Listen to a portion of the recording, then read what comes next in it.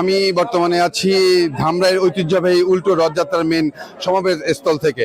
আপনারা দেখতে পাচ্ছেন আমার পিছনে যে রথটি রয়েছে এর চারপাশে কিন্তু হিন্দুদের পাশাপাশি মুসলিম এবং বিভিন্ন ধর্মাবলম্বী মানুষরা কিন্তু অবস্থান করতেছে এবং এই রথকে কেন্দ্র করে কিন্তু ধামরাইয়ের এই বাজার এলাকাতে কিন্তু বিভিন্ন মেলা কিন্তু উদযাপন হচ্ছে।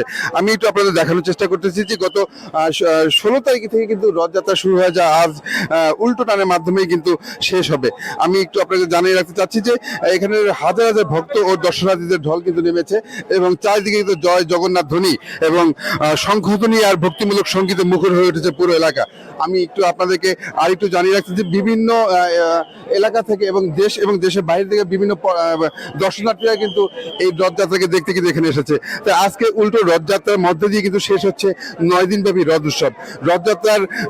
রথযাত্রার দিন ভগবান জগন্নাথ বড় ভাই বলরাম ও বোন সুভদ্রা মাসির বাড়িতে গিয়েছিল, কিন্তু আজ বাহুড়া যাত্রা এবং উল্টো রথযাত্রার মাধ্যমে তারা আবার নিজ নিজ মন্দিরে ফিরে যাচ্ছে। তবে হিন্দু ধর্মাবলম্বীদের কাছে এটি অত্যন্ত গুরুত্বপূর্ণ তাৎপর্যপূর্ণ একটি দিন। আপনি দেখতে পাচ্ছেন যে ভক্তরা কিন্তু রথের যে দড়িটি আছে সেটা টানার জন্য কিন্তু তারা অপেক্ষা করতেছে। তো কিছুক্ষণের ভিতরে কিন্তু তারা এই রথযাত্রা বিশেষ করে বিকাল 5টার সময় কিন্তু এই উল্টো রথযাত্রা শুরু হবে। তো ভক্তিদের রথ টানলে কিন্তু ভগবানের আশীর্বাদ লাভ হয় এবং মঙ্গল কামনা পূর্ণ হয় এমন বিশ্বাসে আত্মবিশ্বাসে কিন্তু হিন্দু ধর্মাবলম্বী যারা যারা আছেন সবাই কিন্তু এখানে অবস্থান করতেছেন। তবে এই মেলাকে কেন্দ্র করে শিশু মেলা থেকে শুরু করে এবং হস্তশিল্প মিষ্টি সহ মাটি তৈরি নানান সামগ্রী কিন্তু এখানে বিভিন্ন ধরনের মেলা কিন্তু হয়েছে। আমরা আজ কিছু দর্শক এবং দর্শনার্থীদের সাথে কথা বলবো, তারা আমাদেরকে এই মেলা সম্পর্কে এবং এই রথযাত্রাকে নিয়ে কি বলতে যাচ্ছেন।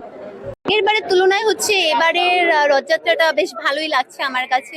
আর সবকিছু দেখে মনে হচ্ছে যে মানে সব ঠিকঠাক আছে আর কি। আর ভগবানের কাছে প্রার্থনা বলতে যাতে সবাই ভালো থাকে, বাবা মা ফ্যামিলি সবাই যাতে নেক্সট যা মনের কামনা আছে সবার যাতে এগুলো ঠিকঠাক ভাবে পূরণ হয়।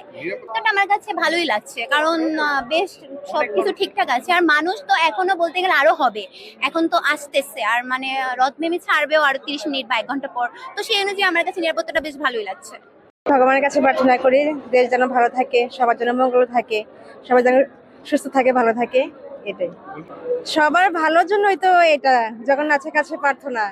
সামনের বছর জানি জগন্নাথের দর্শন আবার করতে পারি, সেটাই আশা আর কি। না, সবসময় আশা হয় না, আজকে আশা হলো আর কি। তবে নিরাপত্তার বিষয়ে উপজেলা প্রশাসন যেমনটি জানিয়েছে 300 অধিক কিন্তু পুলিশের পাশাপাশি সাদা পোশাকের বিভিন্ন আইন শৃঙ্খলা রক্ষাকারী বাহিনী কিন্তু এখানে অবস্থান করছেন যেন এই রথ যাত্রা শুরু থেকে এবং শেষ পর্যন্ত যেন নির্বিঘ্নে হিন্দু ধর্মাবলম্বীর পাশাপাশি এবং বিভিন্ন ধর্মের মানুষরা কিন্তু এখানে এই রথযাত্রায় সামিল হয়। তো সবকিছু মিলিয়ে কিন্তু এবারে রথযাত্রা তাদের একটি চাওয়া যে দেশ ও দেশের মানুষ যেন শান্তিতে থাকতে পারে এবং তাদের ভিতরে শান্তি যেন বজায় থাকে, এটাই এই রথযাত্রার ভক্তবৃন্দের শেষ চাওয়া ছিল। এখানে মূল আকর্ষণ। ধামরাইয়ের রথযাত্রা থেকে সোহাগ হাওলাদার, বাংলা নিউজ।